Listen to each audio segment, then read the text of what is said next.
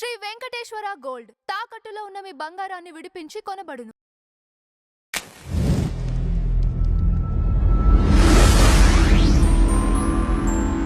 నమస్కారం జయకుమార్. నమస్తే. సో ఈరోజు ఫిల్మ్ టాపిక్స్లోకి వెళ్తే జయ గారు, మన రష్మికను విజయ్ దేవరకొండ మ్యారేజ్ ఇది.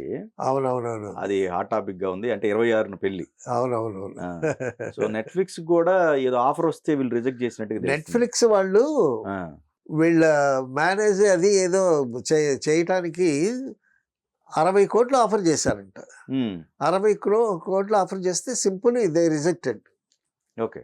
ఎందుకంటే ఇది ఒక అబ్బాయికి అమ్మాయికి జరిగినటువంటి కలయిక, జీవితంలో ఒక కలయిక, ఒక మంచి కలయిక. వాళ్ళిద్దరూ లెజెండ్స్. సో రష్మిక మందన ఎటువంటి ఆర్టిస్ట్, అద్భుతమైనటువంటి ఆర్టిస్ట్ అనేటటువంటి తెలిసిపోయింది. అలాగే విజయ్ దేవరకొండతో ఆవిడ చేసినటువంటి సినిమా లవ్ సీన్స్లో కానీ మనం చూసినట్లయితే విజయ్ దేవరకొండ కూడా చాలా మంచి పర్సనాలిటీ, మంచి బాడీ, మంచి చాలా మ్యాన్లీగా ఉంటాడు. సో అతన్ని చూసి అతన్ని లవ్లో పడిపోవటం కూడా సహజం. అది అసలు డైలాగులో చెప్పింది, నిన్ను చూసి పడిపోయినరా నా కర్మ అంటుంది రష్మిక మందన. ఆ సీన్ ఎంత బాగా ఉందో. నిజంగా అది సినిమా చూసినట్టు అనిపించలేదండి, నిజంగా అనిపించింది. అంత ఎమోషనల్గా యాక్ట్ చేసింది.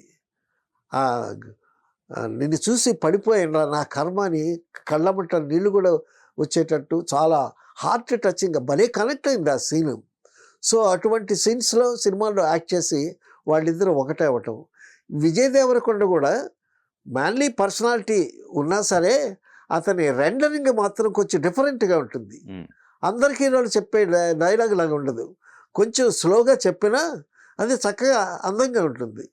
సో వాళ్ళిద్దరి కలయిక తర్వాత I'm in love with Vijay అని చాలా డేర్గా చెప్పటం. చాలామంది ఏం చేస్తారంటే అదేం లేదు, మా ఇద్దరి మధ్య అటువంటి సంబంధం లేదు, మాదంతా ఫ్రెండ్లీ రిలేషనే అని దాచుకుంటారు. ప్రేమలో పడినా పెళ్లి చేసుకుందామని అనుకున్నా సరే వాళ్ళు బయటికి కక్కరు. కానీ వీళ్ళు చాలా ఫ్రాంక్గా రష్మి ఎన్నోసార్లు చెప్పింది I'm in love with Vijay అది ఇదని చెప్పింది. సో ఆ ఫ్రాంక్నెస్ అది గొప్ప వ్యక్తిత్వం. అది వీళ్ళిద్దరి కాంబినేషన్ కూడా చాలా మంచి కాంబినేషన్. విజయ్ దేవరకొండ, రష్మిక మందన. ఇతను చాలా మ్యాన్లీగా ఉంటాడు, మంచి ఫిట్గా ఉంటాడు, మంచి హైటు, పర్సనాలిటీ.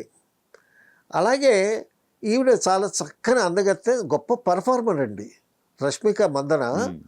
అసలు ఆవిడ క్లోజ్లో ఎక్స్ప్రెషన్ ఇస్తే ఎంత స్లైట్గా ఎక్స్ప్రెషన్ ఇచ్చినా కూడా చాలా అద్భుతంగా ఉంటుంది, చాలా అంత సోఫిస్టికేటెడ్గా ఉంటుంది.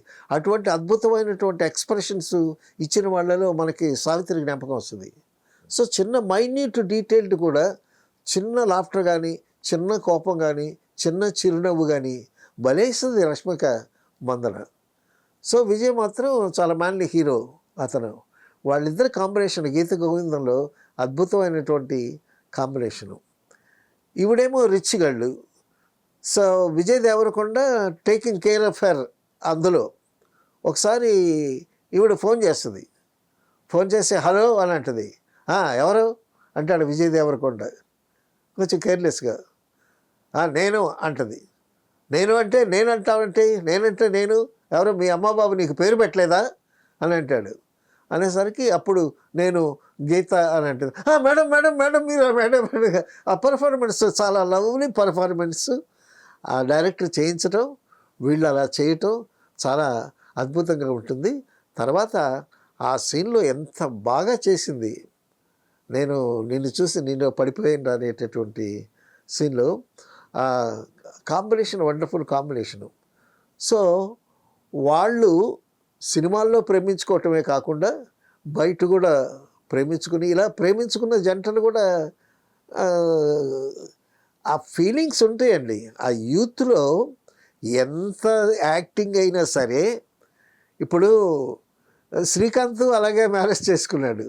సో కొన్ని సందర్భాలు జరుగుతాయి. ప్రేమ అనేది ఆ feeling is wonderful feeling. Nagarjuna గారు, అమల, రాజశేఖర్ గారు కూడా చాలా మంది ఉన్నారు అలాగా. So the feeling of love is wonderful. ఉమ్.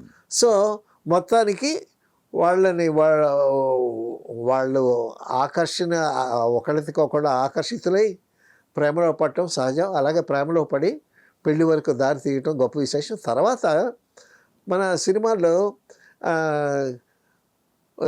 బయటికి లోపల ఉన్నా సరే మాకు అటువంటి సందర్భం ఏం లేదు, జస్ట్ ఫ్రెండ్షిప్ అది ఇది అని చెప్తారు ఊరికే.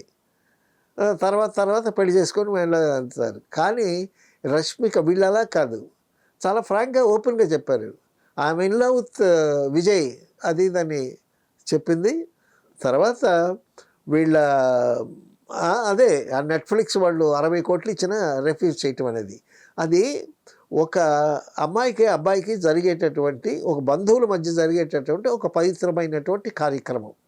సో ఆ పవిత్రమైనటువంటి కార్యక్రమం బంధువుల మధ్యన స్నేహితుల మధ్యన వాళ్ళ ఊర్లో వాళ్ళ సొంత వాళ్ళలో అక్కడ జరిపించుకోవటం అనేది ఆనవాయితీ, అదే ఆనందం. సో దాన్ని పబ్లిసిటీగా తీసి అందరికీ చూపించి దాని మీద ట్రోల్స్ పెట్టుకుని ఇదంతా అవసరమా? సో ఆ విధంగా వాళ్ళిద్దరూ చక్కగా నెట్ఫ్లిక్స్ వాళ్ళని డబ్బులకి కూడా ఆశపడని తత్వం కూడా చూసారా. 60 కోట్లు అంటే it's not a small amount, it's a big amount. ఆ డబ్బును కూడా కాదనుకొని వాళ్ళు హ్యాపీగా బంధువుల మధ్య వాళ్ళకి ఇష్టమైనటువంటి పద్ధతిలో చేసుకోవటానికి ప్రిపేర్ అయ్యి మ్యారేజ్ ఫిక్స్ చేసుకున్నారు. వీటి మీద కొన్ని ట్రోల్స్ కూడా వచ్చినట్టున్నాయండి. తర్వాత కొంతమంది జ్యోతిష్యులు ఇది సినిమా ప్రేమ, ఇది నిలవదు అని ఏవేవో మాట్లాడారు. సో ఒక కార్యం శుభకార్యం జరిగేటప్పుడు దాన్ని మనం పాజిటివ్గా తీసుకోవాలి తప్పిస్తే ఫ్యూచర్లో ఏమవుతుందని ఎవరు చెప్పగలరండి? అవును.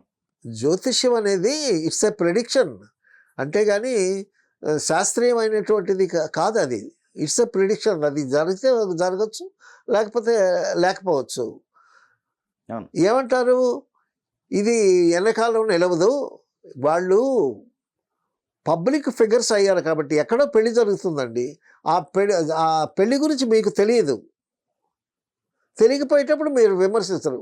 వీళ్ళు లెజెండ్స్ కాబట్టి, పబ్లిక్ ఫిగర్స్ అయ్యారు కాబట్టి, వాళ్ళు ఇద్దరు ఒకటయ్యి పెళ్లి చేసుకుంటున్నారు కాబట్టి దాని మీద ఏదో కామెంట్ చేసి ఏదో జ్యోతిష్యం చెప్పి అది నిలవదు, అది నిలబడదు, అది నిజమైన ప్రేమ కాదు, అది ఆకర్షణ అని ఈ జ్యోతిష్యులు తర్వాత ట్రోల్స్ ఇవన్నీ అవసరమా? సో వీటన్నిటినీ కూడా వాళ్ళు అసలు ఏం పట్టించుకోకుండా వాళ్ళ దానిలో వాళ్ళు వెళుతూ వాళ్ళ డెస్టినీ వాళ్ళు వెళుతూ ఉన్నారనేటటువంటి మనం డెఫినెట్గా చెప్పుకోవాలి. సో ఇవన్నీ కూడా వాళ్ళకి లేనిపోని ఆలోచనలు, లేనిపోని ఊహాగానాలు ఇవన్నీ. అంతే, ఎవరు చెప్పగలుగుతారు? ఎవరూ చెప్పలేరు. కాబట్టి ప్రేమ అనేది చాలా గొప్పది. సో ఆ ప్రేమ పెళ్లిగా మారబోతున్నందుకు మనం సంతోషించాల్సినటువంటి విషయం. దాన్ని పాజిటివ్గానే తీసుకోవాలి, కానీ దాని మీద కామెంట్లు చేయటం, దాని మీద ఊహాగానాలు, దాని మీద జ్యోతిషాలు అవన్నీ అనవసరం.